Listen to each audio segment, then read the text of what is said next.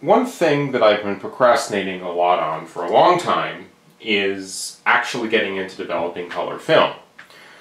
A couple months ago, I decided to go ahead and pick up this kit. This is the Fuji Express C41 kit. What's interesting about this kit is this is one of only two smallish kits I'm aware of, the other one being made by Bellini, and I think only easily available in Europe, that actually does C41 with separate bleach and fixer. Nearly all of the other hobbyist-sized C41 kits mix them together into a chemical called Blix. Now, there seems to be this long-running debate online as to whether it's better to use Blix or to use better bleach and fixer. The takeaway I get from a lot of this is that Blix might be okay, bleach and fix might actually be better. I decided I didn't want to take any chances, and so I tracked down the only kit I could find that actually had separate bleach and fixer. So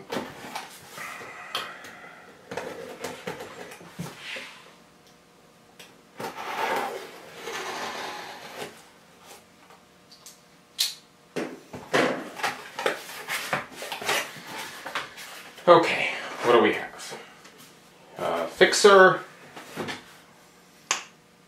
developer, small concentrate, developer. Oh, okay, so this is multiple parts of the developer.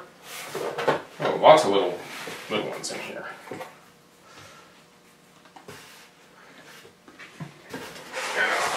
And this big thing is the bleach. Okay, so we've got the developer part A, the developer part B, developer part C, the fixer, bleach, and stabilizer. We also have the instructions, which, I hate to say it, kind of look like a bad photocopy. I've seen PDFs of this online, which I'll go through to see what I can mix up. I think my goal is to try to mix up either a liter or half a liter of this stuff and save the rest and get as much as I can out of it, because there's a pretty good chance the chemicals will expire before I actually have a chance to use them to their fullest potential. Yeah. Okay, I think it's finally time to start mixing up the chemicals. I've been sticking to distilled water for all this, just to be a little paranoid. It's possible that ordinary filtered water would just be fine. I just want to get all the variables out of it. So the instructions are for mixing up 5 liters. I really only want to mix up 1 liter right now, so I'm going to hope that dividing everything by 5 does the trick. Also, it's saying to mix at a temperature between 20 and 30 Celsius, which I'm hoping is already the temperature of the water, but I will measure it. When it comes time to do the actual processing, I'm going to be using the Cinestill stick to hopefully get the temperature right. I also think I'm going to do this all in Celsius, even though I'm an American, just because all the instructions are Celsius, so it makes life easier. So, the first thing we need to do, if I divide this out correctly, is add 900 milliliters of water at the right temperature.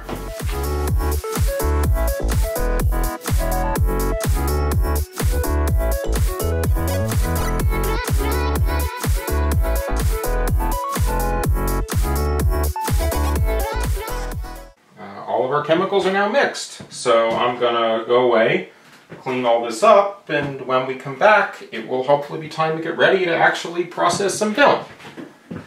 Now it's time to start bringing our chemicals up to the right temperature for processing. I kind of wish I had a bigger bin or more small beakers to pour out these jars into, but I don't. So I'm going to fill up this tub And when it's filled, we'll plug in the Cinestill TCS 1000 stick and get it circulating. I have no idea how long it's going to take to actually equalize the temperature between the bath and all the chemicals, which is why I'm going to do this now before I even load the film, just to get things started and give it some time. Okay, so that should be enough water to fill. The size of this thing aren't actually tall enough for this to clamp on directly, so I'm using its little plastic gizmo that clips onto the sides of these bottles. So let's plug this in, get it started.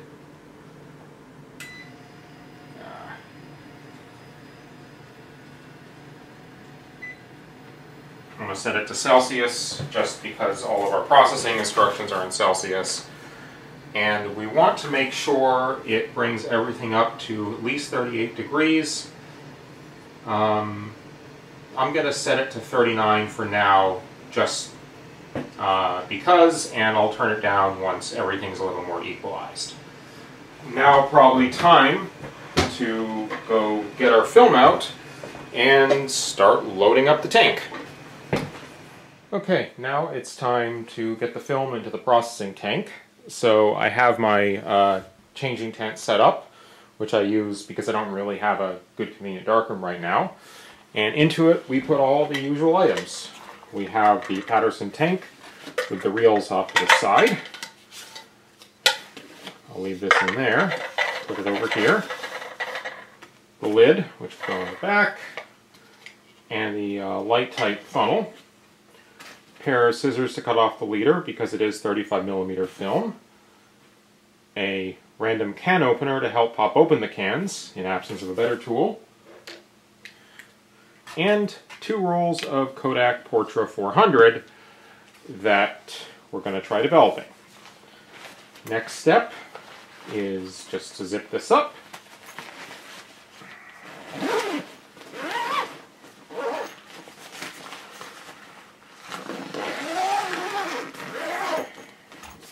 And now it's time to get in there and get started. Okay, it's now time to go ahead and open the tent. And make sure I did this right. So, we've got our loaded Patterson tank. And we have a pair of scissors, still intact. I actually wound up stopping out of frustration when I was getting started and got a second one of these bottle openers. These bottle openers are really terrible tools for trying to open a 35mm film canister, but they're still all I have, so I just kind of make do. Here are the empty film containers. Looks like I was able to cut off the end of the roll in the right spot. Other pieces, and I'm also not terrible at cutting the leaders off in the dark. In any case, this step is done. Time to go check on the chemicals. When coming back in here, I realized that despite that dishpan being up to temperature, there really wasn't enough room left in there for the actual processing tank, which also really should be in a temperature-controlled water bath, just so that temperatures don't drop during processing. And there wasn't much room left either for any washing chemicals. So I figured, I'm over this sink, why don't I just fill the sink up and just heat the whole sink so that I have a better way of temperature controlling the process. Okay, I think we're about ready to get started. The Cinestill stick is reading at 40°, and the thermometer inside the bottle of Developer is around 37-ish. It's probably almost close enough. The actual instructions do say 38 is what our target is. In order to be timing all this, I'm going to be using this app right here, which is from the same people who do the Massive Dev app. This one is for color processing. And our first step, according to the app, is pre-wash, but according to the actual instructions, is just preheating. There's some mixed information about what you're supposed to do, and I think I'm going to just err on the side of preheating.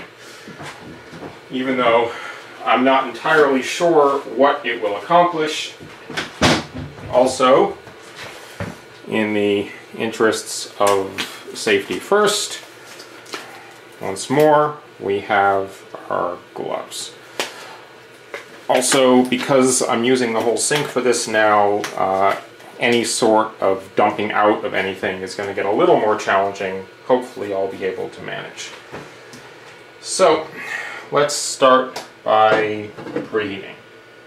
Okay, we're back. The preheating cycle is done. I've also added a little more water to this bin so that we can wash with things that are temperature controlled. Once we get past the developer, the temperature is no longer as critical. So I think we're about ready to start. So here goes, my first time ever doing C41 processing.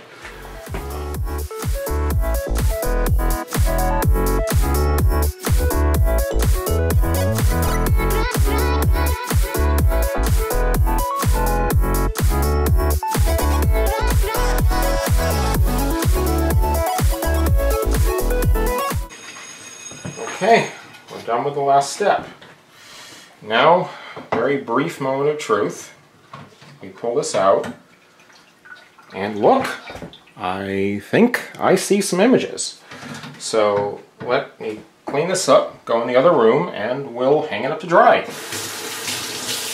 Here's our first roll.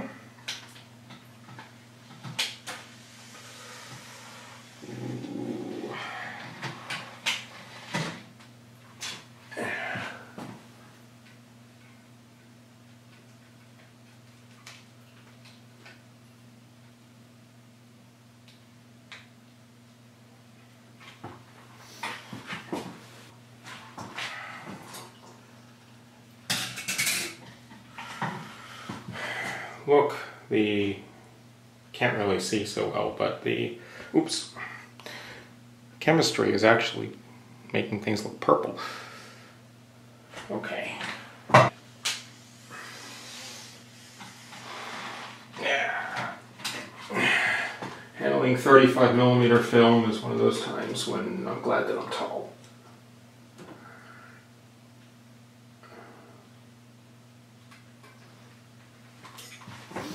And finally, the good old squeegee. We'll know how well we really did when I finally managed to scan this, but until then,